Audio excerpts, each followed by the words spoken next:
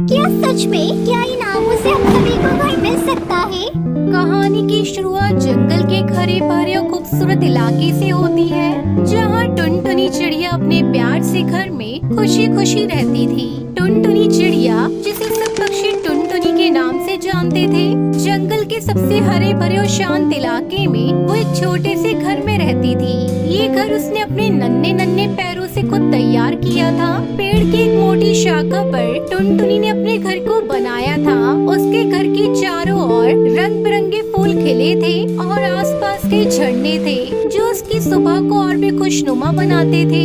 एक दिन जैसे ही सूरज ने अपनी किरणें जंगल में फैलानी शुरू की, टुनटुनी अपने घर से बाहर निकली और अपने नन्हे पंख फैलाकर एक मीठी सी चहचहाट की। उसने आसपास के पेड़ों और झाड़ियों को देखा। ये दिन कितना प्यारा है, हवा में भी कितनी ठंडी है। आज तो बहुत मजा आएगा।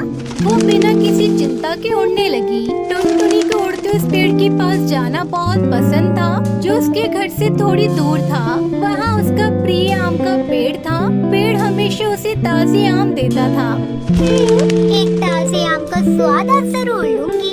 टुनटुनी ने सोचा और उड़ते उड़ते उस पेड़ तक पहुँच गई। टुनटुनी ने पेड़ से काम तोड़ा, खुशी से कहा, अरे वाह, ये आम तो बहुत मीठा है। पेड़, तुम तो बहुत अच्छे हो। पेड़ ने अपनी शाखाओं को हल्का सा हिलाया और मुस्कुराते हुए बोला, तुम्हें अच्छा लगा तो मुझे भी खुशी हुई। टुनटुनी, तुम्हारी खुशी ही मेरी खुशी है। लेकिन तभी आसमान में घने बादल घिरने लगे। धीरे धीरे हवा तेज होने लगी और बादलों का रंग काला होने लगा। टुनटुनी ने आकाश की ओर देखा और कहा, अरे ये क्या हो रहा है? ये बादल तो बहुत घने हो गए हैं। लगता है कोई तूफान आने वाला है। तभी हवा में एक अजीब सी आवाज आई। टुनटुनी ने अपनी आंखें चौड़ी की और देखा कि जंगल के सारे पक्षी घबराए हुए इधर उधर उड़ रहे थे। कुछ पक्षी बारी बारी से अपने घरों में वापस जा रहे थे, लेकिन कुछ का घर तूफान की ताकत से ढह चुका था। टुनटुनी डरते हुए एक तरफ उड़ी और जंगल के बाकी पक्षियों के पास पहुंची। वो देखती है कि हर जगह हड़कंप मचा हुआ है। बुलबुल, कोयल, कौवा, कबूतर, तोते और बाकी सभी पक्षी अपने अपने घरों के टूटे टुकड़ों में बिखरे हुए थे।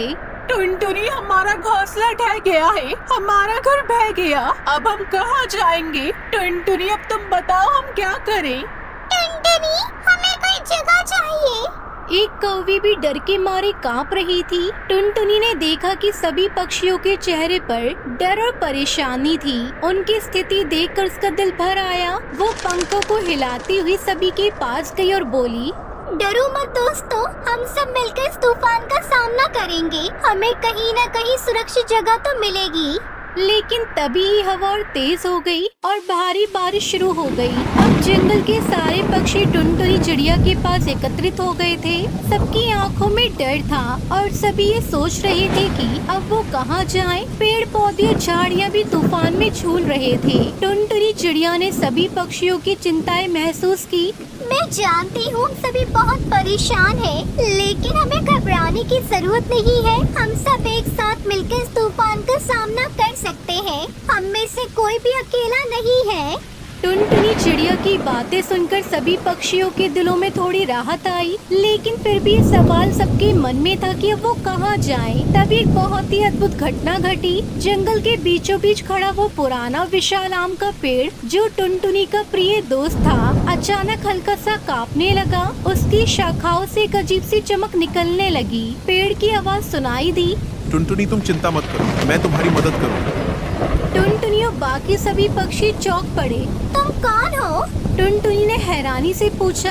आम के पेड़ ने अपनी शाखाओं को और भी मजबूती से हिलाया और बोला, मैं यह जादुई आम का पेड़ हूँ। मैंने तुम्हारी परेशानियाँ सुनी और महसूस किया कि तुम सभी को मेरी मदद की जरूरत है।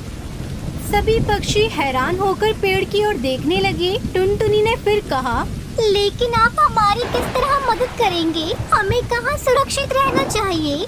जादुई आम के पेड़ ने मुस्कुराते हुए कहा, तुम सभी परेशान हो, लेकिन अब चिंता करने की कोई बात नहीं।